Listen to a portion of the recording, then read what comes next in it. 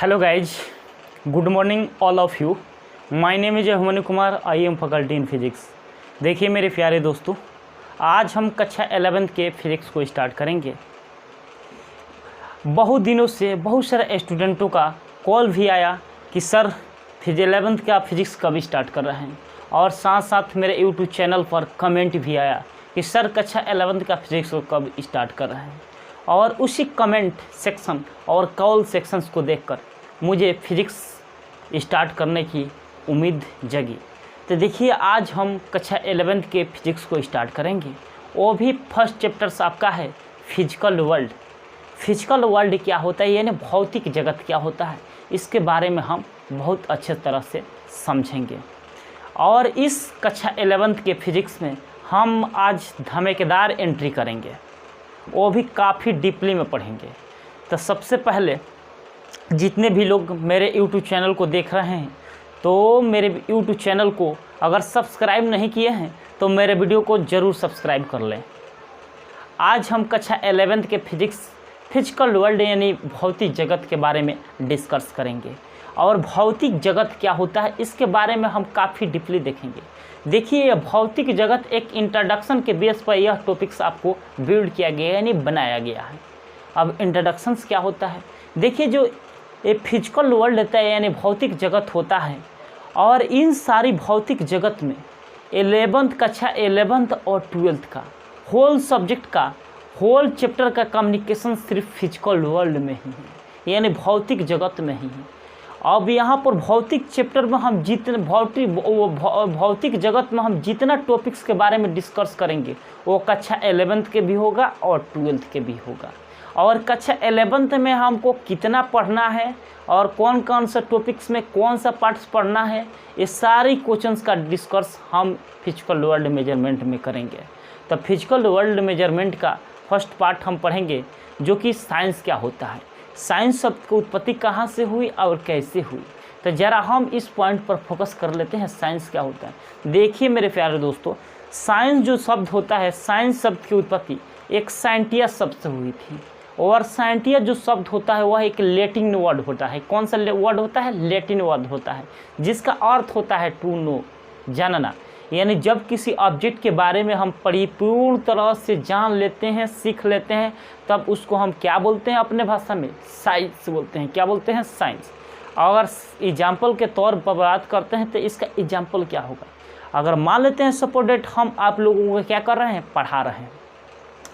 कोई भी चैप्टर्स हम आप लोगों को पढ़ा रहे हैं, और मेरे चैप्टर को पढ़ाने के बावजूद आपका जो नॉलेज एक नॉलेज होता है, यानी एक सीखना, यानी आप एक सीख रहे हैं, तो यानी उसका जो नॉलेज होता है, कोई भी टॉपिक हम पढ़ा रहे हैं और उस टॉपिक्स को पढ़ने के बाद आपको एक नॉलेज होता है, और उसी नॉलेज को हम क्या बोलते हैं अपने भाषा में? क्या बोलते हैं? साइंस। क्या बोलते हैं? साइंस।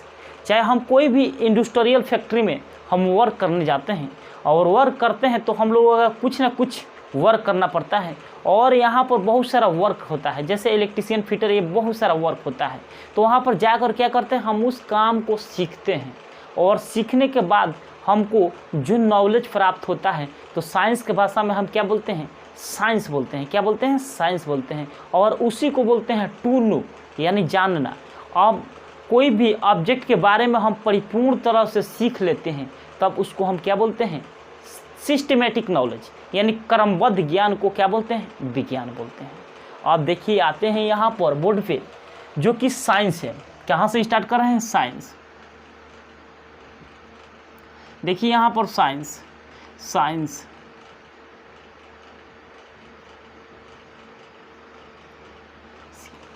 देखिए यहाँ पर साइंस का हिंदी में क्या बोलते हैं? विज्ञान बोलते हैं। क्या बोलते हैं? विज्ञान। क्या बोलते हैं? विज्ञान। और साइंस शब्द की जहाँ तक बात करते हैं तो इसका उत्पत्ति हुई थी एक साइंटिया शब्द से हुई थी। कहाँ से हुई थी? साइंटिया शब्द से हुई थी। साइंटिया शब्द से हुई थी। कहाँ से हुई थी? साइंटिया शब्द से हुई थी। साइंटिया कहाँ से हुई थी? साइंटिया शब्द से हुई थी। और इसका अर्थ क्या होता है? To know. क्या होता है? To know. To no.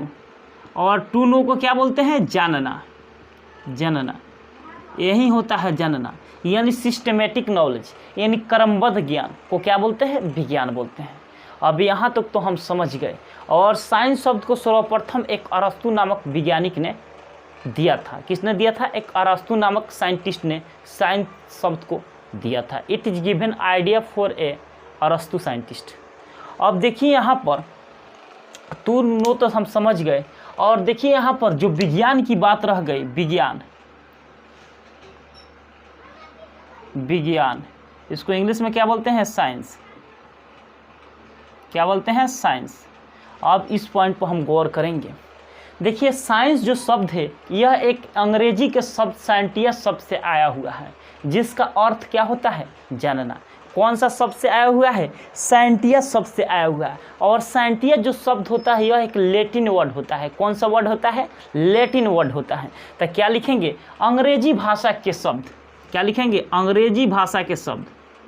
अंग्रेजी भाषा के शब्द, भाषा के शब्द। साइंस शब्द की उत्पत्ति, साइंस शब्द के उत्पत्ति साइंटिया शब्द, साइंटिया शब्द एक लैटिन शब्द से हुई है। लैटिन शब्द से हुआ है, जिसका अर्थ होता है, जिसका अर्थ होता है जानना। क्या होता है? अर्थ होता है जानना। क्या अर्थ होता है? जानना। अब देखिए यहाँ पर जो साइंस शब्द है वह साइंस शब्द की उत्पत्ति एक साइंटिया शब्द से हुई है। और साइंटिया शब्द का अर्थ क्या होता है? जानना। और जो साइंटिया शब्द होता है वह एक लैटिन शब्द से बना है। कौन सा शब्द से आया हुआ है? एक लैटिन शब्द से बना हुआ है, यानी एक लैटिन शब्द से आया हुआ है।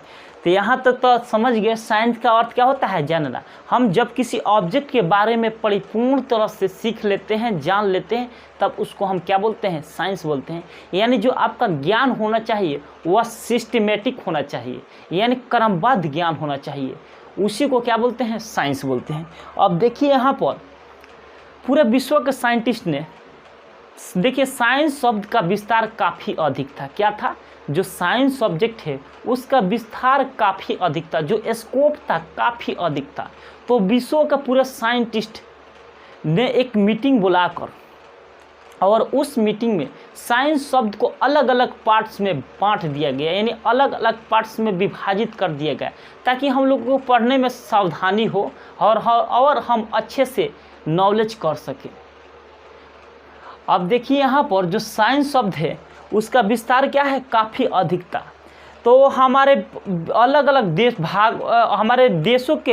अलग अलग देशों के वैज्ञानिक ने इसको एक बैठाका बनाया, यानी एक यूनिटी बनाया। और इस यूनिटी में सभी पार्ट को अलग अलग करके क्या किया? बांट दिया, ताकि हम लोगों को पढ़ने में क्या हो? काफ़ी आसानी हो सके। जैसे इन्हीं के माध्यम से, जैसे फिजिक्स को अलग बांट दिया गया, केमिस्ट्री के भी बांट दिया गया, मैथ के भी बांट दिया गया, और बायो के भी बांट दिया। यानी कहने का मतलब है फिजिक्स, केमिस्ट्री, मैथ और बायो को अलग अलग सेक्टर में बांट दिया गया, ताकि हम लोगों को स्टडी करने के लिए काफ़ी आसानी पड़ सके। इसीलिए इस साइंस शब्द को अलग अलग पार्ट्स में डिवाइड कर दिया गया, यानी बांट दिया गया। तो देखिए यहाँ पर विज्ञान को है जो अलग अलग पार्ट में हम लोग बांट दिए। यहाँ पर साइंटिस्ट ने क्या किया? अलग अलग पार्ट में क्या किए? बांट दिए। तो वहीं आपका मिलकर बना हुआ है, 3 पार्ट में बांट दिए। पहले का तो फिजिक्स, और दूसरा का क्या होता है? केमिस्ट्री, और तीसरा का क्या होता है? बायोलॉजी। अब देखिए यहाँ पर अलग अलग पार्ट में बांट दिए हमारे देशों के साइंटिस्ट। तो यहाँ पर फिजिक्स शब्द की उत्पत्ति जहाँ तक बात करते हैं फ्यूजेस शब्द से हुई थी। कौन सा शब्द से हुई थी? फ्यूजेस शब्द से हुई थी, जिसका अर्थ क्या होता है? नेचर होता है। क्या अर्थ होता है? नेचर होता है। क्या अर्थ होता है? नेचर होता है। यानी अपने नेचर में, यानी प्रकृति में जितने फेनोमेना हो रहा है, अपनी आंखों से जितने फेनोमेना के बारे में हम देख रहे हैं, वो सारी फेनोमेना आपका फिजिक्स सब्जेक्ट के अलोंग आती है। और केमिस्ट्री शब्द की उत्पत्ति एक कीमिया है, यानी एक कीमिया शब्द से हुई थी। कौन सा शब्द से हुई थी? कीमिया शब्द से हुई थी। कीमिया कौन सा शब्द से हुई थी? कीमिया शब्द से हुई थी। केमिस्ट्री शब्द की उत्पत्ति कहाँ से हुई थी? कीमिया शब्द से हुई थी। और देखिए यहाँ पर बायोलॉजी शब्द को सबसे पहले संधि विच्छेद करते हैं तो क्या होता है? बायोलॉजी को क्या होता है? बायो प्लस क्या होता है? लोगस। लोगस बायो माने क्या होता है? सजीव, और लोगस माने क्या होता है? अध्ययन। जिसमें हम सजीव के बारे में स्टडी करते हैं उसको क्या बोलते हैं? बायोलॉजी। और केमिस्ट्री शब्द की उत्पत्ति कहाँ से हुई थी? एक कीमिया शब्द से हुई थी। और कीमिया क्या है? कीमिया एक ग्रीक वर्ड होता है, वहाँ से केमिस्ट्री शब्द की उत्पत्ति हुई थी। और कीमिया एक जगह का भी नाम है, वहाँ पर बहुत सारा काला मिट्टियों का भंडार पाया जाता था, और वहीं से आपका केमिस्ट्री शब्द की उत्पत्ति हुई थी। तो देखिए यहाँ पर केमिस्ट्री क्या होता है? The branch of chemistry we study about the chemical compound then this is called a chemistry. यानी परमाणु संरचना और केमिकल कंपाउंड और विभिन्न प्रकार के यौगिकों के बारे में स्टडी किया जाता है, उसको क्या बोलते हैं? केमिस्ट्री। और फिजिक्स शब्द की उत्पत्ति कहाँ से हुई थी? फ्यूजिस शब्द से हुई थी। इसका अर्थ क्या होता है? नेचर। और नेचर को क्या बोलते हैं? प्रकृति। क्या बोलते हैं? प्रकृति। क्या बोलते हैं? प्रकृति। और फ्यूजेज को हम क्या बोलते हैं? इसको हम फ्यूजेज कहाँ से हुई थी? फ्यूजेज शब्द से हुई थी। अब यहाँ तक तो हम जान गए, क्योंकि साइंस शब्द का विस्तार क्या था? काफ़ी अधिक था। तो पूरा विश्व के साइंटिस्ट ने एक मीटिंग बनाकर सबको अलग अलग पार्ट में क्या किया? बांट दिया, ताकि हम लोगों को पढ़ने के लिए काफ़ी आसानी हो सके। तो यहाँ पर 3 पार्ट में बांटा। अब आगे बढ़ते हैं। अब पहला पार्ट हम क्या देखने वाले हैं? फिजिक्स। ये काफ़ी इंटरेस्टिंग और इम्पोर्टेंट टॉपिक्स हैं। अब देखिए यहाँ पर भौतिकी। क्या देखने वाले हैं? भौतिकी। इसको इंग्लिश में क्या बोलते हैं? फिजिक्स। अब जरा गौर करेंगे। देखिए पुराने ज़मानों से जो भौतिकी शब्द है, इस भौतिकी शब्द का प्रयोग हम लोग संस्कृत वेदों में किया करते थे, और इसी संस्कृत वेदों में किया करते थे, जिसका अर्थ क्या होता है? प्रकृति। और इसी प्रकृति को हम क्या बोलते हैं? फिजिक्स। क्या बोलते हैं? फिजिक्स। इसी प्रकृति की वजह से आपका फिजिक्स शब्द की उत्पत्ति हुई थी। जैसे यहाँ पर एक क्वेश्चन आ सकता है कि प्रकृति क्या होता है। जैसे यहाँ पर इंद्रधनुष का बनना, पानी का गर्म होना, ठंडा होना, ऋतुओं का बदलना, बादल का फटना, और धूप का निकलना, सूर्य ग्रहण लगना, चंद्र ग्रहण लगना, और ये सब का सारे कंडीशन क्या है? यह सारे आपका प्रकृति का ही देन है। जितना भी हम अपने आँखों से होने वाली फेनोमेना के बारे में स्टडी करते हैं, यानी नेचुरल फेनोमेना के बारे में स्टडी करते हैं, वो सारे चीज़ आपका फिजिक्स के अंतर्गत आती है, यानी भौतिक विज्ञान के अंतर्गत आती है। अब देखिए यहाँ तक तो हम देख लिए। तो यहाँ पर लिख लेंगे प्राचीन काल से, लिख लेंगे प्राचीन काल से भौतिक शब्द का प्रयोग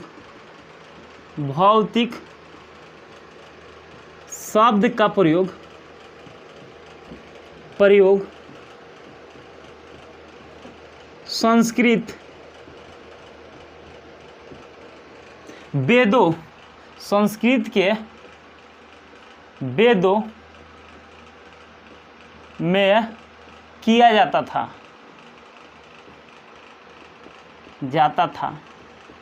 जिसका अर्थ होता है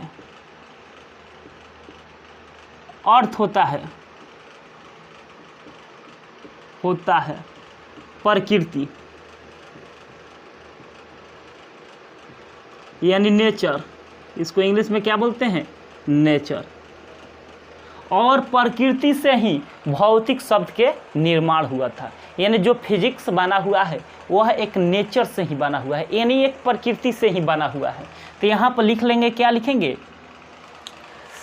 प्रकृति भौतिक, क्या लिखेंगे, प्राचीन काल से भौतिक शब्द का प्रयोग संस्कृत के वेदों में किया जाता था, जिसका अर्थ क्या है, प्रकृति, और प्रकृति से भौतिकी बना हुआ है। प्रकृति से भौतिक शब्द का निर्माण हुआ है।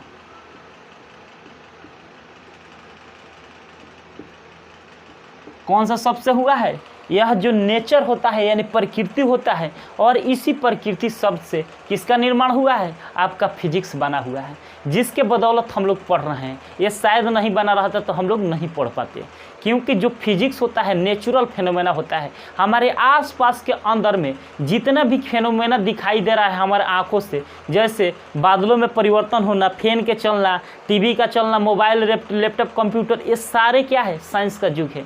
ये हमारे आंखों से जितना भी नेचुरल फेनोमेना होते हुए दिखाई दे रहा है वो सारे आपका भौतिक विज्ञान के अंतर्गत आते हैं। कौन सा विज्ञान के अंतर्गत आते हैं, भौतिक विज्ञान के अंतर्गत आते हैं। अब देखिए यहाँ पर, अब मान लेते हैं जेम, अब देखिए जो इसी तरह बहुत सारा वर्ड लिखा हुआ है। अब पूछेगा कोई कि जो ये वर्ड लिखा हुआ है ये वर्ड क्या है, तो आप लोग क्या जवाब दीजिएगा, आप लोग को पता नहीं लग रहा है कि वर्ड क्या है। जो यही वर्ड है आपका ग्रीक वर्ड है। कौन सा वर्ड है, ग्रीक वर्ड है। कौन सा वर्ड है, ग्रीक वर्ड है। तो हम क्या लिखेंगे, ये कौन सा वर्ड है, ग्रीक वर्ड है, ग्रीक शब्द। कौन सा वर्ड है, ग्रीक वर्ड है। और इसी ग्रीक वर्ड, ये कौन सा वर्ड है, और यही ग्रीक वर्ड, और आप पूछिएगा कि सर बताइए ये ग्रीक वर्ड कहाँ से आया हुआ है, तो हम जवाब देंगे जो एक ग्रीक वर्ड है यही आपका प्रकृति से बना हुआ है। कौन सा पे, यानी फ्यूजेस से बना हुआ है। कौन सा, सॉरी, यहाँ पर जो ग्रीक वर्ड है वह किससे बना हुआ है, फ्यूजेस से बना हुआ है। कौन सा वर्ड से बना हुआ है, फ्यूजेस से बना हुआ है। तो यहाँ पर लिखेंगे फ्यूजेज। कौन सा वर्ड से बना हुआ है, फ्यूजेस से बना हुआ है। ग्रीक वर्ड किससे बना हुआ है, फ्यूजेस से बना हुआ है। और इस फ्यूजेज का अर्थ क्या होता है, प्रकृति होता है, यानी नेचर। क्या होता है, नेचर यानी प्रकृति। प्रकृति इसको क्या बोलते हैं, नेचर। किससे बना हुआ है, प्रकृति से बना हुआ है। अब एक बार और हम गौर कर लेते हैं इस पर। देखिए यहाँ पर जो करके ऐसे बहुत सारा वर्ड लिखा हुआ है। अब कोई पूछेगा कि वर्ड क्या है, तो हम कहेंगे सिंपल से वर्ड में क्या, वो कौन सा वर्ड है, यह एक ग्रीक वर्ड है। कौन सा वर्ड है, यह एक ग्रीक वर्ड है। और यह ग्रीक वर्ड किससे बना हुआ है, तो हम क्या करेंगे, यह जो वर्ड होता है ग्रीक वर्ड, यह एक फ्यूजेस शब्द से बना हुआ है। कौन सा वो शब्द से बना हुआ है, यह एक फ्यूजेस शब्द से बना हुआ है। और इस फ्यूजेस शब्द का मीनिंग क्या होता है, इसका अर्थ होता है नेचर। क्या होता है, नेचर। और नेचर से ही आपका क्या बना हुआ है, फिजिक्स। क्या बना हुआ है, फिजिक्स। इसी नेचर से क्या बना हुआ है, फिजिक्स। अब समझ में आ गया, यहीं से आपका फिजिक्स का टोटल कॉन्सेप्ट है। यानी टोटल आपका कैसे होता है फिजिक्स, क्या होता है, कैसे आया, यहीं से है। सबसे सिंपल से वर्ड में क्या कहेंगे, जो कर बहुत सारा वर्ड लिखा हुआ, इसको एक कौन सा वर्ड है, ग्रीक वर्ड है। और यह ग्रीक वर्ड कहाँ से आया, यह कैसे बना हुआ है, तो हम क्या कहेंगे, फ्यूजेज शब्द से बना हुआ है। कौन सा शब्द से बना हुआ है, फ्यूजेज। और इस फ्यूजेज का अर्थ क्या होता है, इसका अर्थ क्या होता है, नेचर। और इसी नेचर से क्या बना हुआ है, फिजिक्स। क्या बना हुआ है, फिजिक्स। अब तो देखिए यहाँ पर लिखेंगे फिजिक्स ग्रीक का भाषा के शब्द फ्यूजेज शब्द से बना हुआ है। यहाँ पर लिख लेंगे फिजिक्स ग्रीक भाषा के शब्द, ग्रीक भाषा के शब्द फ्यूजेज शब्द से बना है,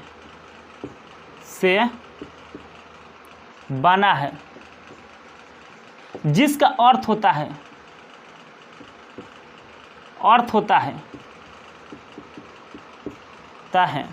क्या होता है, नेचर। यानी प्रकृति। कौन से वर्ड से बना हुआ है? यह एक ग्रीक वर्ड से बना हुआ है और इसी ग्रीक वर्ड को हम क्या बोलते हैं, ये इसका अर्थ क्या होता है? नेचर। और इसी नेचर से क्या बना हुआ है? फिजिक्स सब्जेक्ट का क्या होता है? निर्माण होता है। यानी जो नेचर होता है, नेचर का जो प्रकृति के अंतर्गत जो नेचर यानी प्रकृति में हम अपने आंखों से देख रहे हैं, वो सारी कंडीशन आपका फिजिक्स के अंतर्गत आता है और इसी नेचर से क्या बना हुआ है? फिजिक्स बना हुआ है। अब यहाँ तक तो हम समझ गए। अब देखेंगे कि भौतिकी होता क्या है। अब देखेंगे व्हाट इज फिजिक्स, यानी भौतिकी होता क्या है। अब देखेंगे भौतिकी क्या है। भौतिकी क्या है,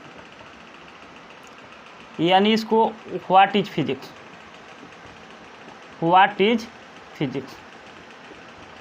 अब जरा गौर करेंगे भौतिकी क्या है। अब देखिए यहाँ पर भौतिकी क्या होता है, तो हम क्या कहेंगे, तो भौतिकी क्या है, यानी भौतिक विज्ञान की वह शाखा जिसके अंतर्गत प्रकृति में होने वाली सभी घटनाओं के बारे में अध्ययन करते हैं, उसको क्या बोलते हैं? भौतिकी बोलते हैं। तब पूछिएगा कि सर बताइए प्रकृति में कौन सी घटना होता रहता है, तो हम जवाब देंगे जैसे वर्षा का आना, ये क्या है? अपना हैंडिंग में है? नहीं, यही आपका प्रकृति का देन है। जो भी प्रकृति का देन होता है यानी नेचुरल फेनोमेना होता है, वही आपका भौतिक विज्ञान के अंतर्गत आता है। तो देखिए यहाँ पर लिखेंगे भौतिक विज्ञान की वह शाखा जिसके अंतर्गत प्रकृति में होने वाली सभी घटनाओं के बारे में हम स्टडी करते हैं यानी अध्ययन करते हैं, तब उसको हम क्या बोलते हैं? भौतिकी कहते हैं। तो क्या लिखेंगे? भौतिक विज्ञान की वह शाखा, क्या लिखेंगे? भौतिक विज्ञान के वह शाखा जिसके अंतर्गत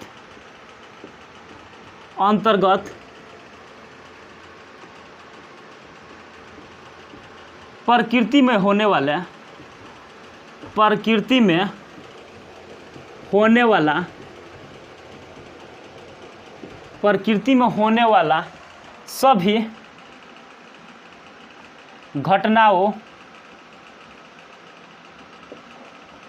के बारे में अध्ययन करते हैं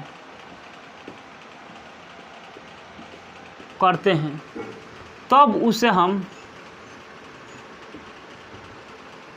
क्या बोलते हैं? भौतिकी बोलते हैं, भौतिकी कहते हैं।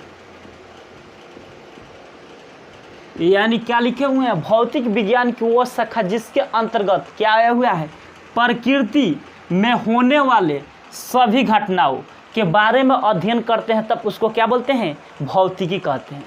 अब जरा गौर कीजिए प्रकृति क्या होता है, हम बताए थे ना जी, प्रकृति क्या होता है। अब देखिए यहाँ पर हिंदी में तो समझ गए, और इसको इंग्लिश में कैसे ड्राइव करते हैं, लिख लेते हैं। The branch of physics,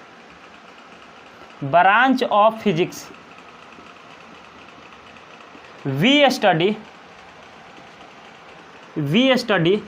about the branch of physics we study about the branch of physics we study about the natural phenomena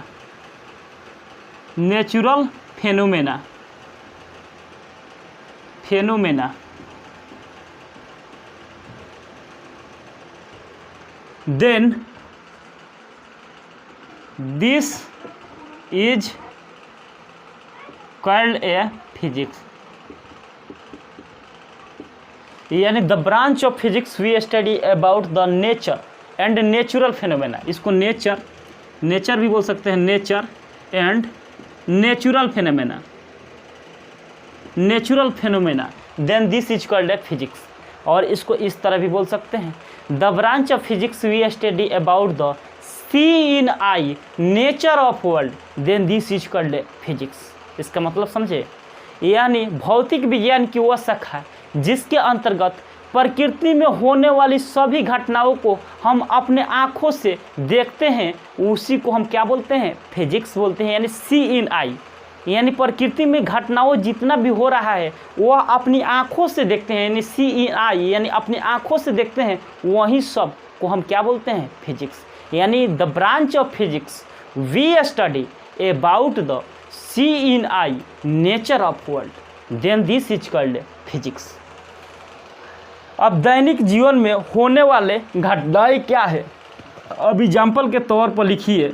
अब यहाँ पर प्रकृति का देन क्या है, यानी प्रकृति क्या होता है। जैसे बादल का बनना, बादल का बनना ये क्या है? प्रकृति का देन है। दूसरा का एग्जाम्पल सूर्य ग्रहण, सूर्य तथा चांद ग्रहण,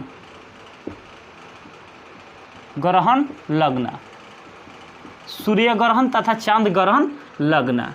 और दूसरा का क्या है? यहाँ पर बादलों का फटना, बादलों का फटना। और तीसरा का लिख लेते हैं वर्षा का होना, वर्षा, आजकल वर्षा बहुत सारा हो रहा है तो यानी वर्षा का होना, ये भी क्या है? नेचुरल फेनोमेना है।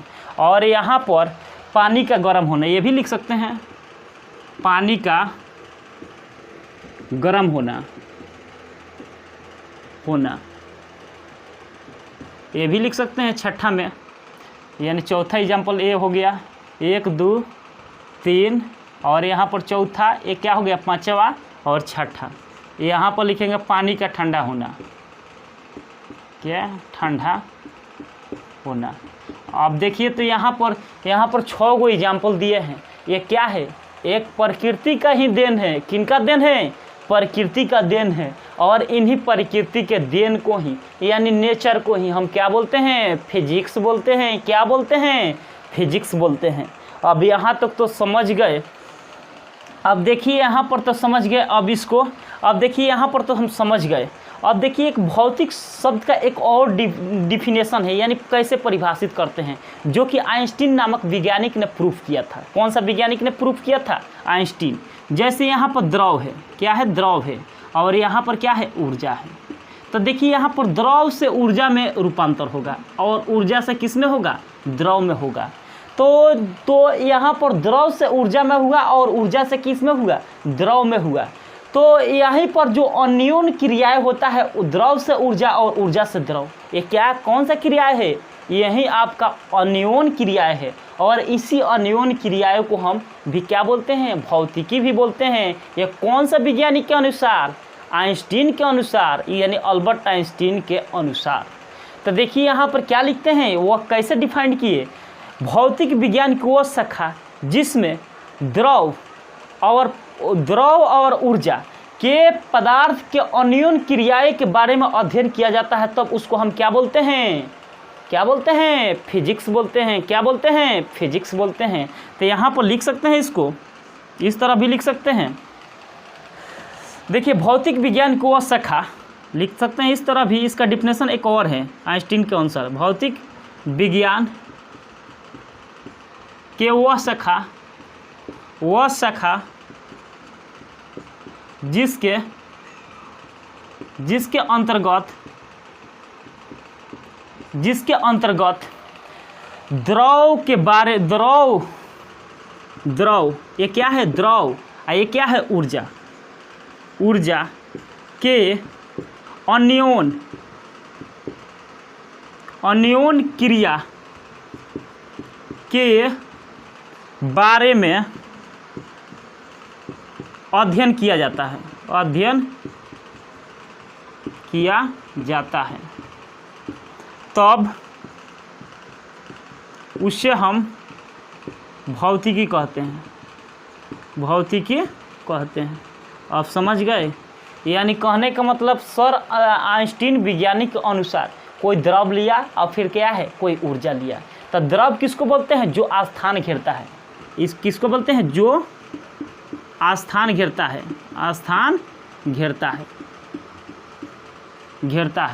और ऊर्जा किसको बोलते हैं? कार्य करने की दर को क्या बोलते हैं? ऊर्जा। कार्य करने की क्षमता को क्या बोलते हैं? ऊर्जा। तो देखिए यहाँ पर द्रव से क्या हुआ? ऊर्जा में, क्या हुआ, चेंजिंग हुआ, यानी द्रव से क्या हुआ, ऊर्जा में इंटरसेक्शन हुआ, यानी द्रव से ऊर्जा में कन्वर्ट हुआ और ऊर्जा से क्या हो रहा है, द्रव। और इस तरह करके अनियन क्रियाएं होता है, यानी द्रव से ऊर्जा और ऊर्जा से द्रव, और जो इसके बदौलत जो अनियन क्रियाएं होती है और उसी अनियन क्रियाएं को हम क्या बोलते हैं, फिजिक्स बोलते हैं। क्या बोलते हैं, फिजिक्स बोलते हैं। अब यहाँ तक तो हम समझ गए, यानी इंटरसेक्शन, यानी जो द्रव से ऊर्जा और ऊर्जा से द्रव के बीच जो इंटरसेक्शन होता है, इंटरसेक्शन जो इंटरेक्शन होता है, यानी द्रव से ऊर्जा और ऊर्जा से द्रव के बीच में जो इंटरसेक्शन होता है, और इसी इंटरसेक्शन को हम क्या बोलते हैं, फिजिक्स बोलते हैं। यानी मैटर टू एनर्जी और एनर्जी टू मैटर में जो इंटरसेक्शन होता है और उसी इंटरसेक्शन को क्या बोलते हैं, फिजिक्स बोलते हैं। और इसको इंग्लिश में क्या बोलते हैं, इंग्लिश में बोलते हैं physics is the branch of science matter, the physics is the branch of science matter we study about the from of energy and point of interaction, then this is called physics. यानी भौतिक विज्ञान की वह शाखा जिसके अंतर्गत द्रव से ऊर्जा और द्रव से ऊर्जा और ऊर्जा से द्रव के बीच एक अनियन क्रियाएं होती है, और उसी अनियन क्रियाओं को हम क्या बोलते हैं, फिजिक्स बोलते हैं। क्या बोलते हैं, फिजिक्स बोलते हैं। अब देखिए यहाँ पर, यहाँ तक तो हम समझ गए। अब इसको हम मिटा देते हैं। अब देखेंगे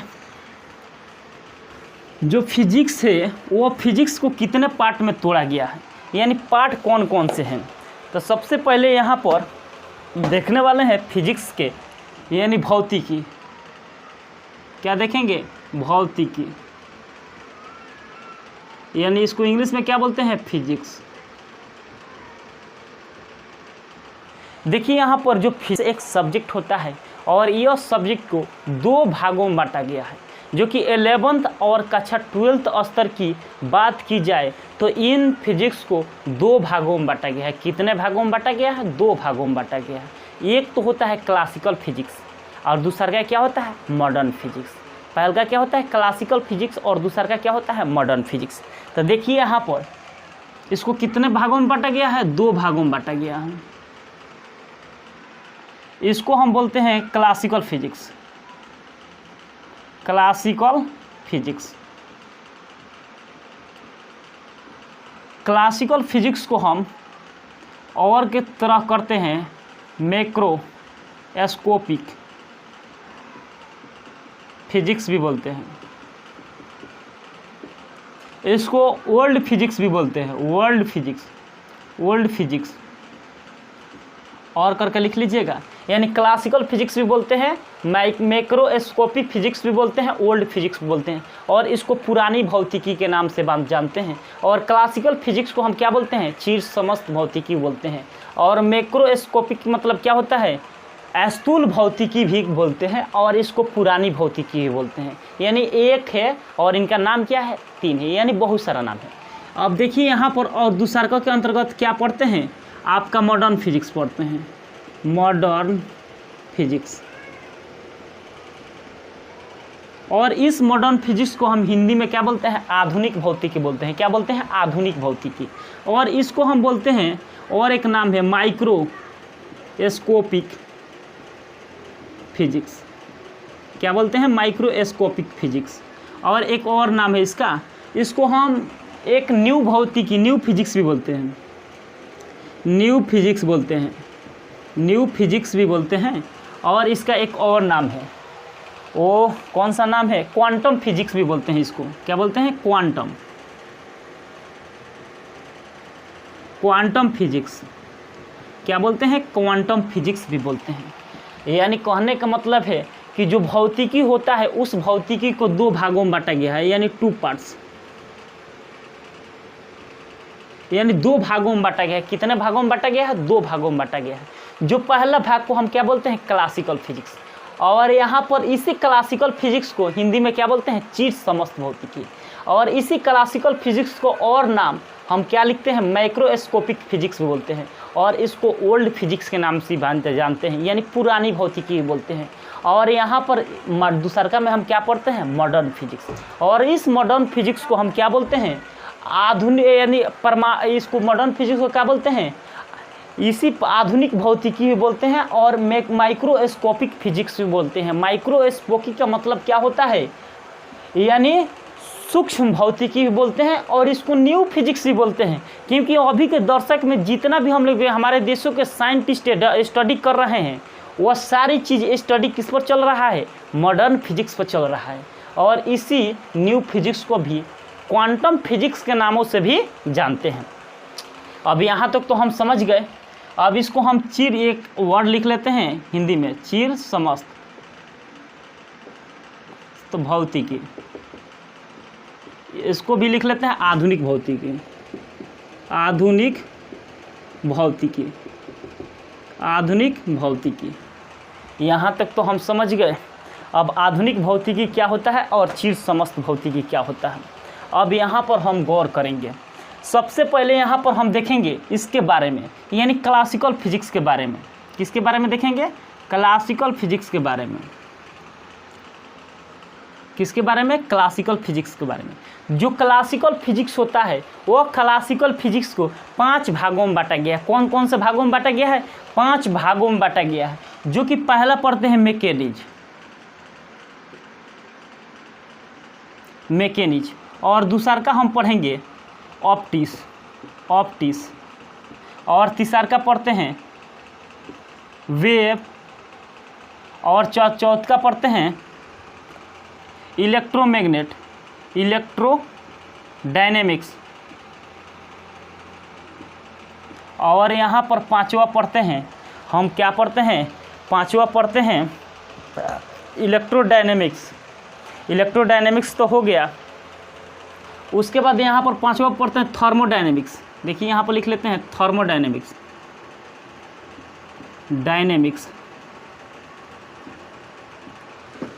क्या पढ़ते हैं, थर्मोडायनेमिक्स। तो इसको हम यांत्रिकी बोलते हैं, हिंदी में क्या बोलते हैं, यांत्रिकी। और इसको क्या बोलते हैं, प्रकाश की, क्या बोलते हैं, प्रकाश की। और इसको क्या बोलते हैं, तरंग। और इसको क्या बोलते हैं, इलेक्ट्रोडायनेमिक्स, यानी इलेक्ट्रो माने क्या होता है, आवेश के गति। और यहाँ पर इसको क्या बोलते हैं, यानी यहाँ पर इलेक्ट्रोडायनेमिक्स को हम हिंदी में क्या बोलते हैं। देखिए यहाँ पर इलेक्ट्रोडायनेमिक्स के मतलब होता है जिसमें हम चार्ज उर्ज के बारे में स्टडी करते हैं, उसको क्या बोलते हैं, इलेक्ट्रोडायनेमिक्स। क्या बोलते हैं, इलेक्ट्रोडायनेमिक्स। क्या बोलते हैं, इलेक्ट्रोडायनेमिक्स। तो देखिए यहाँ पर थर्मोडायनेमिक्स यानी तापमिति होता है। क्या होता है, तापमिति। क्या होता है, तापमिति। और इलेक्ट्रोडायनेमिक्स क्या होता है, इसको हिंदी में हम बोलते हैं, इलेक्ट्रो माने क्या होता है, इलेक्ट्रॉन, और डायनेमिक्स माने क्या होता है, गति। जिसमें किसी इलेक्ट्रॉन्स पार्टिकल्स का गति हो उसको क्या बोलते हैं, इलेक्ट्रोडायनेमिक्स। अब देखिए यहाँ पर इस मैकेनिक्स टॉपिक्स के अंतर्गत में हम कौन कौन सा चैप्टर्स पढ़ते हैं। देखिए इस मैकेनिक्स के अंतर्गत में हम लोग न्यूटन्स लॉ पढ़ते हैं, न्यूटन्स लॉ। क्या बोलते हैं, न्यूटन्स लॉ। उसके बाद यहाँ पर संवेग भी पढ़ लेते हैं, और उसके बाद आवेग भी पढ़ते हैं, और उसके बाद संवेग भी पढ़ते हैं, आवेग भी पढ़ते हैं, और उसके बाद ऊर्जा भी पढ़ते हैं और कार्य भी पढ़ते हैं इस मैकेनिक्स के अंतर्गत। यानी ऊर्जा भी पढ़ते हैं और क्या पढ़ते हैं, कार्य भी पढ़ते हैं। इसी तरह बहुत सारा इस मैकेनिक्स के अंतर्गत पढ़ना है। और इस ऑप्टिक्स के अंतर्गत हम क्या क्या पढ़ते हैं, यहाँ पर गौर करेंगे।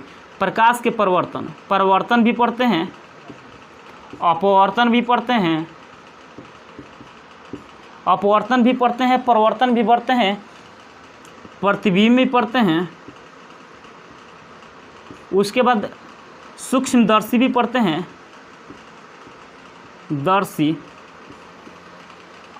सूक्ष्मदर्शी भी पढ़ते हैं। और यहाँ पर इंद्रधनुष का बनना भी पढ़ते हैं, धनुष के बनना इसके अंतर्गत पढ़ते हैं। यानी बहुत सारा इसमें है। और देखिए यहाँ पर तरंग में हम क्या क्या पढ़ते हैं। देखिए यहाँ पर तरंग में होता है वह दोलन पढ़ते हैं, यानी दोलन, यानी ओसिलेटर। और उसके बाद हम क्या पढ़ते हैं, तरंग में क्या पढ़ते हैं, दोलन भी पढ़ते हैं, तरंग भी पढ़ते हैं और तरंग भी पढ़ते हैं। इसमें यहाँ पर सरल आवर्त गति भी पढ़ते हैं, सरल आवर्त गति, क्या बोलते हैं, सरल आवर्त गति भी पढ़ते हैं। इसमें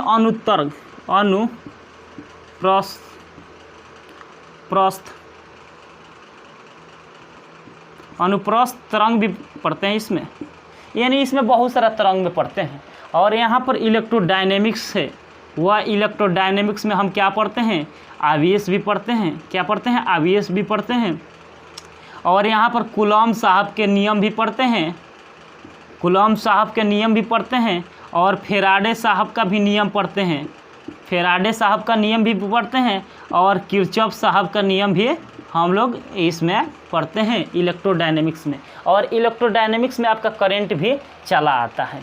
और यहाँ पर एसी भी पढ़ते हैं और यहाँ पर डीसी भी पढ़ते हैं, यानी अल्टरनेटिंग करंट और डायरेक्ट करंट भी पढ़ते हैं। और यहाँ पर बायो सवार्ट लॉ भी पढ़ते हैं, सवार्ट लॉ भी हम पढ़ते हैं, यानी बायो सवार्ट का नियम भी हम लोग पढ़ते हैं इस इलेक्ट्रोडायनेमिक्स के अंदर। यानी इसमें बहुत सारा टॉपिक्स को स्टडी करते हैं। और देखिए यहाँ पर इस टॉपिक्स के अंतर्गत तापमिति में हम पढ़ते हैं, जैसे ताप पढ़ते हैं, क्या होता है, ताप पढ़ते हैं। और उसके बाद ऊष्मा पढ़ते हैं, ऊष्मा पढ़ते हैं। उसके बाद भाप इंजन पढ़ते हैं, भाप इंजन, क्या पढ़ते हैं, भाप इंजन पढ़ते हैं। उसके बाद यहाँ पर स्टीफन का नियम पढ़ते हैं, स्टीफन के नियम, क्या पढ़ते हैं, स्टीफन के नियम भी पढ़ते हैं। और यहाँ पर स्टीफन का नियम भी पढ़ते हैं। और रेफ्रिजरेटर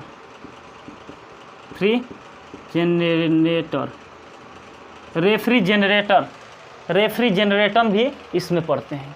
यानी कहने का मतलब है जो क्लासिकल फिजिक्स होता है उसको कितने पार्ट में तोड़ा गया है, 5 पार्ट में तोड़ा गया है। कितने पार्ट में तोड़ा गया है, 5 पार्ट में तोड़ा गया है। आप पूछिएगा कि सर इसमें कौन सा 11th का टॉपिक्स है और कौन सा 12th का टॉपिक्स है, तो हम बिल्कुल बताएंगे। देखिए यहाँ पर जो मैकेनिज होता है, यांत्रिक ही होता है, ये आंतरिकी। और यहाँ पर वेब होता है, ये आपका यांत्रिकी और वेब और थर्मोडायनेमिक्स, ये 3 टॉपिक्स आपका क्या है, यही आपका 3 टॉपिक्स आपका 11th का है। किनका है, 11th का है। और देखिए यहाँ पर ऑप्टिक्स से, ये क्या है, ऑप्टिक्स से, देखिए यहाँ पर नीचे लिख लेते हैं ऑप्टिक्स और इलेक्ट्रोडायनेमिक्स, ये क्या है आपका जो टॉपिक्स है, ये 12th का है। किसका है, 12th का है। किसका है, 12th का है। यानी आपका 2 चैप्टर ऑप्टिक्स और इलेक्ट्रोडायनेमिक्स, एक किसका है, 12th का है। और यहाँ पर 11th का में हम मैकेनिक्स पढ़ते हैं, उसके बाद वेब पढ़ते हैं और इसको बाद क्या पढ़ते हैं, थर्मोडायनेमिक्स पढ़ते हैं, यानी तापमिति के बारे में स्टडी करते हैं। यानी इस क्लासिकल फिजिक्स के अंतर्गत हम कक्षा 11th में 3 टॉपिक्स को डिस्कस करते हैं, जो फर्स्ट है मैकेनिक्स और सेकंड है वेब और थर्ड है थर्मोडायनेमिक्स। यानी 3 टॉपिक को डिस्कस करते हैं कक्षा 11th के अंतर्गत। और जैसे ही कक्षा 11th को पढ़कर हम 12th में एंट्री मारते हैं तो वहाँ पर आपका 2 टॉपिक पढ़ना पड़ता है, जो कि है लाइट, इसको ऑप्टिक्स को हम लाइट भी बोलते हैं, यानी प्रकाश की बोलते हैं, और इलेक्ट्रोडायनेमिक्स। और इस इलेक्ट्रोडायनेमिक्स के अंतर्गत आपका इलेक्ट्रिक करंट भी आ जाता है और इलेक्ट्रोस्टैटिक्स भी आ जाता है, यानी दोनों आ जाता है। इसमें Biot Savart law, Faraday law, Coulomb's law, इस बहुत सारा लॉ है, इसमें हम पढ़ते हैं इलेक्ट्रोडायनेमिक्स में। अब बताइए इसमें कोई डाउट है? अब डाउट नहीं है तो हम यहाँ पर मिटा देते हैं। अब अगला कॉन्सेप्ट में हम चलते हैं, अगला कॉन्सेप्ट में हम चलते हैं। अब दूसरा का है आपका भौतिकों को कितने पार्ट में तोड़ा गया है, आपका जो पार्ट से आपका 2 पार्ट में तोड़ा गया है, जो कि क्लासिकल फिजिक्स के बारे में हम देख चुके हैं। अब क्या देखने वाले हैं, मॉडर्न फिजिक्स के बारे में देखने वाले हैं, यानी मॉडर्न फिजिक्स, मॉडर्न फिजिक्स यानी आधुनिक भौतिकी, आधुनिक भौतिकी, आधुनिक भौतिकी। अब देखिए यहाँ पर मॉडर्न जो फिजिक्स होता है, और इस मॉडर्न फिजिक्स को 4 भागों में बांटा गया है। कितने भागों में बांटा गया है? 4 भागों में बांटा गया है। देखिए यहाँ पर 4 भागों कौन कौन सी हैं। देखिए यहाँ पर 4 भागों कौन कौन सी है। कितने पार्ट में बांटा गया है? 4 पार्ट, 4 पार्ट में बांटा गया है। जो पहल का हम पढ़ते हैं वह कौन सा पढ़ते हैं? रिलेटिविटी, यानी आपेक्षिकता बोलते हैं इसको। हम क्या बोलते हैं? रिलेटिविटी, टी इसको हिंदी में क्या बोलते हैं? आपेक्षिकता, क्या बोलते हैं? आपेक्षिकता। उसके बाद जस्ट हम पढ़ते हैं क्वांटम फिजिक्स। क्या पढ़ते हैं? Quantum mechanics. क्या पढ़ते हैं? क्वांटम मैकेनिक्स, यानी दूसरका में हम पढ़ लेते हैं। आपका दूसरका में क्वांटम मैकेनिक्स, क्वांटम मैकेनिक्स।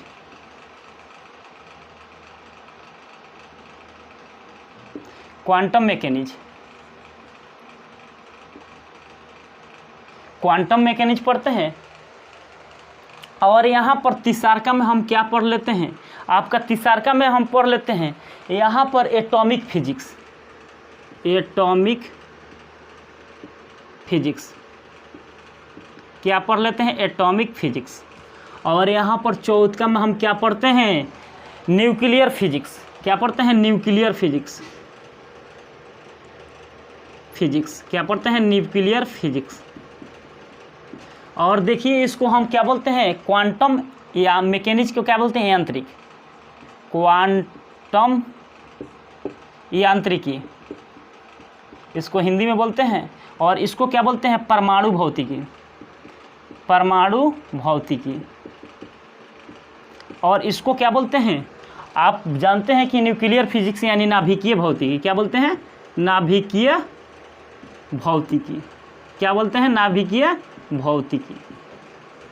अब देखिए यहाँ पर नाभिकीय भौतिकी यानी जो मॉडर्न फिजिक्स होता है, और इस मॉडर्न फिजिक्स को there are 4 types of modern physics, only 1 for relativity, 2 quantum mechanics, और 3 atomic physics and 4 nuclear physics.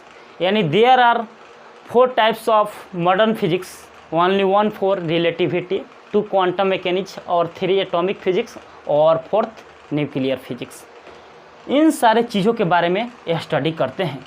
तो जो यहाँ पर आपका पूछेगा कि यहाँ पर रिलेटिविटी क्या होता है, जिसमें हम पिंडों के बारे में जो गति होता है, और उसी पिंडों के बारे में जो गति होता है उसी पिंड को हम क्या बोलते हैं? अपेक्षितता, यानी रिलेटिविटी। तो इसमें हम पढ़ते हैं पिंडों की गति, पिंडों के गति। क्या पढ़ते हैं? पिंडों की गति। और यहाँ पर क्वांटम फिजिक्स में क्या आ जाता है? आपका क्वांटम मैकेनिक्स में क्या होता है? फोटो इलेक्ट्रिक इफेक्ट, नहीं photo electric effect, electric effect. उसके बाद यहाँ पर पीएन जंक्शन भी आ जाता है, पीएन जंक्शन भी आ जाता है। और यहाँ पर पी टाइप भी आ जाता है। उसके बाद एन टाइप भी आ जाता है। और देखिए यहाँ पर आपका जो टॉपिक से एटॉमिक फिजिक्स, एटॉमिक फिजिक्स में हम किसके बारे में स्टडी करते हैं? जो एटॉमिक फिजिक्स हो, जो परमाणु के बारे में स्टडी करते हैं। किसके बारे में स्टडी करते हैं? परमाणु संरचना, परमाणु संरचना,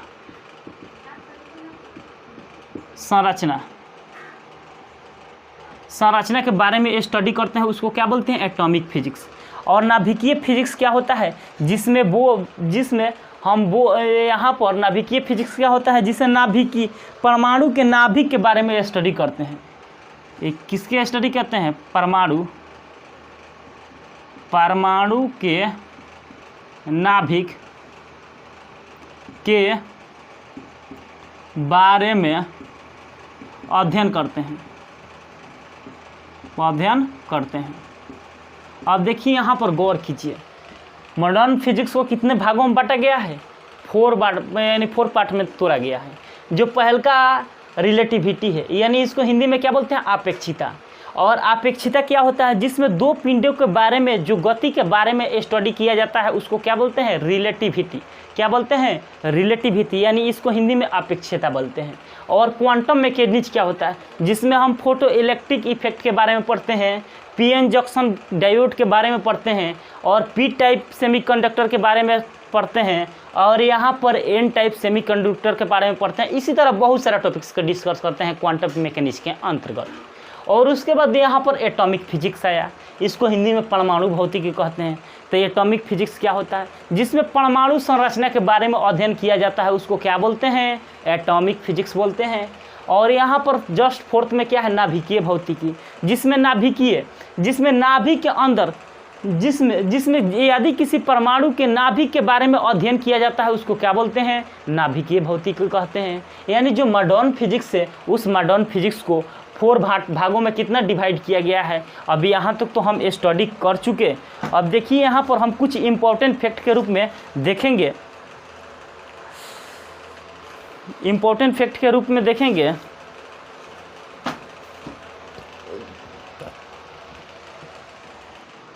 यहाँ तक तो हम लोग देख लिए।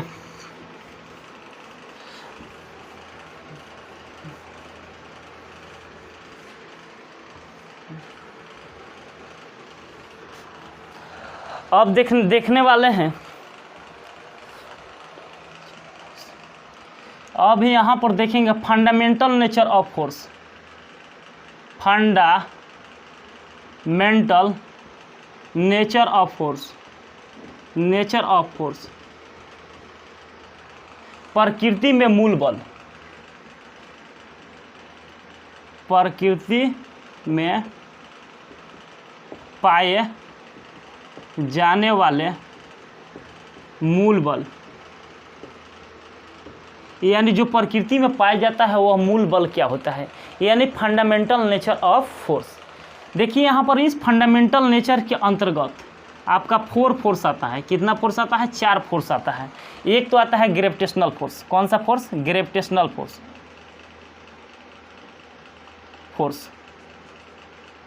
और दूसरा का आप आता है, यहाँ पर दूसरा का जो फोर्स आता है इलेक्ट्रोस्टैटिक्स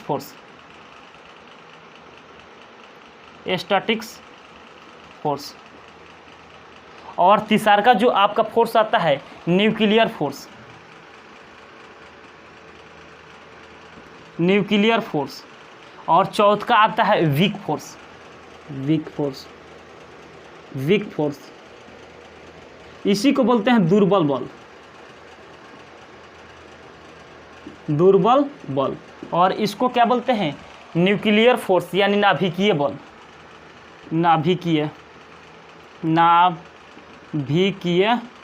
बल।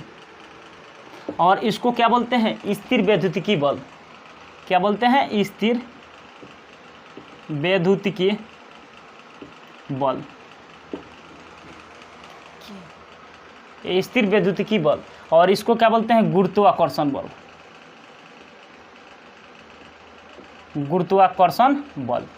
अब देखिए यहाँ पर जो फंडामेंटल जो मूल बल होता है वह 4 भागों में बांटा गया है। कितने भागों में बांटा गया है, 4 भागों में बांटा गया है। तो मूल बल को 4 भागों में बांटा गया है। तो ग्रेविटेशनल फोर्स क्या होता है, मान लेते हैं यहाँ पर कोई मास m है और यहाँ पर भी कोई मास m है। तो इस मास जो m है यहाँ से लेके यहाँ तक डिस्टेंस क्या है, r है। कुछ नहीं तो क्या मानते हैं, r है। मान लेते हैं कोई ऑब्जेक्ट है और यहाँ पर उस ऑब्जेक्ट का द्रव्यमान m है और यहाँ पर भी m है, यानी m kg है और ये द्रव्यमान भी m kg है। और दोनों मास के द्रव्यमान के बीच का डिस्टेंस क्या है, r है। तो यहाँ पर इन दोनों के बीच में एक फोर्स लगता है, वही फोर्स होता है G m1 m2 अब बटा क्या होता है, r²। ये 9th में भी आप लोग पढ़े होंगे और 11th में भी पढ़ रहे हैं। ये जो फोर्स होता है वह दीर्घ परासी होता है। यह क्या होता है, दीर्घ परासी, यानी बहुत अधिक डिस्टेंस के लिए भी लागू हो सकता है। और यह जो फोर्स होता है, इस फोर्स के अंतर्गत हमेशा आकर्षण बल लगता है। हमेशा कैसा बल लगता है, आकर्षण बल लगता है। यानी जो बल लगता है, कैसा बल लगता है, आकर्षण बल। आकर्षण बल। कैसा बल लगता है? आकर्षण बल होता है। अब देखिए यहाँ पर देख लिए, अब इलेक्ट्रोस्टैटिक्स में हम क्या स्टडी करते हैं। मान लेते हैं यहाँ पर कोई प्लस चार्ज हो गया है, यहाँ पर भी कोई माइनस चार्ज हो गया। यहाँ पर प्लस चार्ज क्या है? Q1 है, और यहाँ पर प्लस माइनस चार्ज क्या है? Q2 है, और दोनों चार्ज के बीच का डिस्टेंस क्या है? R है। तो अब पूछेगा कि यहाँ पर दोनों चार्ज के बीचों बीच में लगने वाला फोर्स का मान क्या होगा। तो हम लिखेंगे F बराबर K कांस्टेंट क्वांटिटी है Q1 और Q2, अब बाटा क्या होगा? R²। यहीं आपका इतना बल लगेगा, इस तरह हम बोलेंगे। और जो यहाँ पर बल लगता है इस इलेक्ट्रोस्टैटिक्स फोर्स के अंतर्गत, वह आकर्षण तथा प्रतिकर्षण बल दोनों लगता है। कौन सा लगता है? आकर्षण तथा प्रतिकर्षण। आकर्षण तथा प्रतिकर्षण, प्रतिकर्षण बल। कौन सा बल लगता है? आकर्षण तथा प्रतिकर्षण बल दोनों लगता है। और देखिए, और ये दोनों है आपका ग्रेविटेशनल फोर्स और इलेक्ट्रोस्टैटिक्स फोर्स। और इस ग्रेविटेशनल फोर्स और इलेक्ट्रोस्टैटिक्स फोर्स में कोई भी प्रकार की माध्यम की ज़रूरत होती नहीं है, कोई भी माध्यम की ज़रूरत होती नहीं है। तो यहाँ पर क्या लिख लेंगे? इन दोनों फोर्सों में कोई भी माध्यम की ज़रूरत नहीं होती है। तो यहाँ पर लिखेंगे इन दोनों बलों में कोई भी माध्यम के ज़रूरत नहीं होती है। यानी ग्रेविटेशनल फोर्स और इलेक्ट्रोस्टैटिक्स फोर्स होता है, इसमें कोई प्रकार के मीडियम की आवश्यकता नहीं होती है। और नाभिकीय फोर्स क्या होता है? मान लेते हैं कोई नाभिक है, क्या है? कोई नाभिक है, और इस नाभिक के अंतर्गत अंदर में photon neutron, photon neutron, neutron photon, photon neutron और न्यूट्रॉन फोटोन, न्यूट्रॉन फोटोन क्या होता है?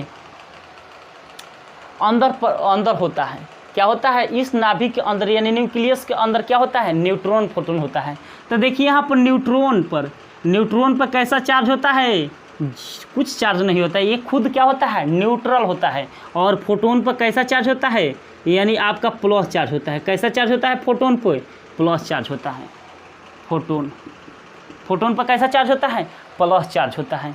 तो यह जो फोर्स होता है काफ़ी स्ट्रॉन्ग होता है, और स्ट्रॉन्ग होने के बदौलत यह न्यूट्रॉन और फोटोन एक दूसरे के करीब रहते हैं। अगर कमज़ोर रहता तो ये क्या हो जाता है? एक दूसरे के अपोजिट दिशा में चले जाते हैं। लेकिन जो न्यूक्लियर फोर्स होता है वह इतना ज़्यादा मजबूत होता है कि न्यूट्रॉन और फोटोन को आपस में बांध कर रखता है। इतना काफ़ी स्ट्रॉन्ग होता है कि यह न्यूट्रॉन और फोटोन को आपस में बांध कर रखता है, इसीलिए इसको हम स्ट्रॉन्ग फोर्स के नाम से भी जानते हैं। तो ये कौन सा फोर्स है? यह पारसी बल होता है, परासी भी बल होता है, परासी बल होता है। और इसको ये कौन सा फोर्स होता है? यह स्ट्रॉन्ग फोर्स होता है, स्ट्रॉन्ग फोर्स होता है। कौन सा फोर्स होता है? स्ट्रॉन्ग फोर्स होता है। और जो यह वीक फोर्स होता है यानी जो दुर्बल बल होता है वह कुछ मोल कणों के लिए लागू होता है, यानी कुछ मोल कण के बीच लगते हैं। जो दुर्बल बल होता है, दुर्बल बल कुछ मूल कणों के लिए लागू होता है।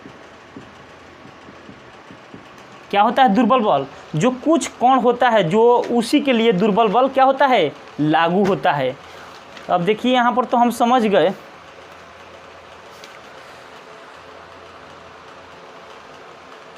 देखिए अब आगे चलते हैं।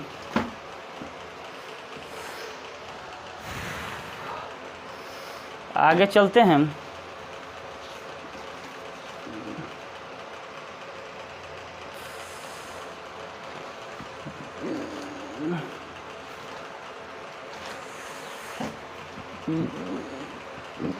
अब अगले नेक्स्ट टॉपिक तो हम लोग डिस्कस करते हैं। यहाँ तक तो समझ गए।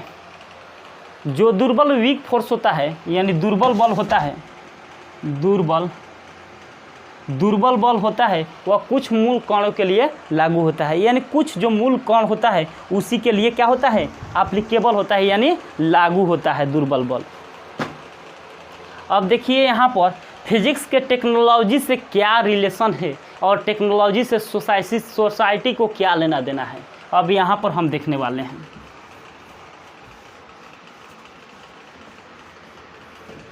फिजिक्स के टेक्नोलॉजी से क्या मतलब है और टेक्नोलॉजी से सोसाइटी के क्या लेना देना है।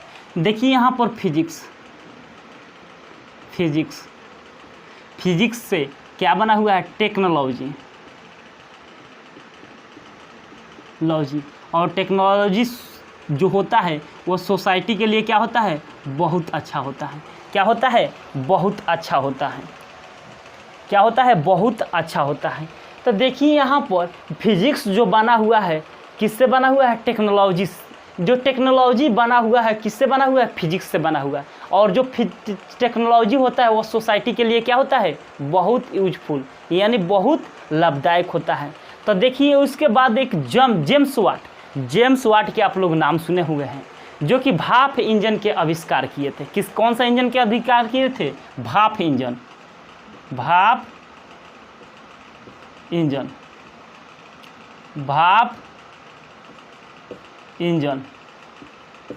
यानी हीट इंजन, यानी जो भाप इंजन होता है उसी भाप इंजन को जेम्स वाट ने क्या किए थे, भाप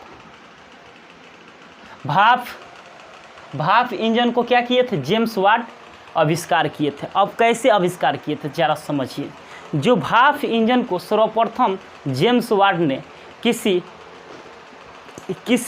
बर्तन को देखा कि बर्तन हमेशा ऊपर की तरफ भाप की सहायता से, भाप नीचे से फोर्स लगा रहा है तो ऊपर उठ रहा है। तो वहाँ से वह अपने माइंड में एक्सेप्ट किया और उस बात को काफ़ी देर तक, बहुत हद तक सोचा। और उसके बारे में सोचने के बाद हम लोग अपने मन से देखते हैं कि कोई भी पतीली के ऊपर जो ढक्कन रहता है और हीट प्रोड्यूस करने के बाद वह बर्तन क्या हो जाता है, ऊपर के तरफ उठना प्रारंभ करता है। यानी आपका जो ऊपर से क्या होता है, नीचे से एक फोर्स लगता है, यानी ऊपर के तरफ उठना प्रारंभ करता है। वहीं से आपको जेम्स वाट साहब ने देखकर एक इंजन का निर्माण कर दिया। यानी टेक्नोलॉजी से क्या बना, फिजिक्स। और फिजिक्स टेक्नोलॉजी सोसाइटी के लिए बहुत इम्पोर्टेंस है।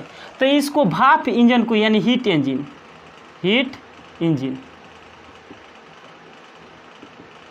जो हीट इंजन होता है वह आपको, हीट इंजन का कुछ ऐसा होता था, दक्षता बढ़ानी पड़ती थी, यानी इफिशियंसी बढ़ानी पड़ती थी। क्या करना पड़ता था, हीट इंजन को दक्षता बढ़ानी पड़ती थी। और इस दक्षता को बढ़ाने के लिए यहाँ पर थर्मोडायनेमिक्स आया। कौन सा आया, थर्मोडायनेमिक्स आया। थर्मोडायनेमिक्स क्या चीज़ आया, थर्मोडायनेमिक्स आया। और इस थर्मोडायनेमिक्स के अंतर्गत हम क्या पढ़ते हैं, ऊष्मागतिकी का नियम भी पढ़ते हैं, जो आपका सोसाइटी के लिए काफ़ी अच्छे हैं। यहाँ पर समझ में आया। अब देखिए यहाँ पर टेक्नोलॉजी से क्या हुआ, फिजिक्स की उत्पत्ति हुई, यानी फिजिक्स की उत्पत्ति हुई। और फिजिक्स जो उत्पत्ति हुई और जो उत्पत्ति होने के बाद जो सोसाइटी के लिए काफ़ी अच्छे हैं। और उसके बाद जेम्स वाट साहब ने भाप इंजन बनाया।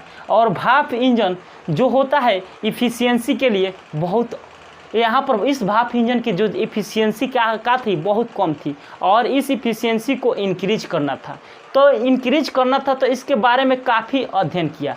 तो इस अध्ययन करने के बाद क्या मिला, थर्मोडायनेमिक्स मिला। और इस थर्मोडायनेमिक्स के अंतर्गत हम लोग जो हीट प्रोड्यूस होता है उसी के बारे में, यानी ताप के जो मेजरमेंट करते हैं इसी के बारे में हम लोग स्टडी करते हैं। जैसे यहाँ पर सिलिकॉन चिप्स,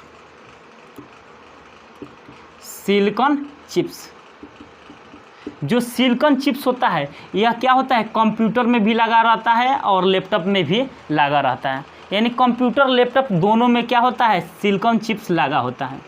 लैपटॉप सिलिकॉन क्या होता है, कंप्यूटर और लैपटॉप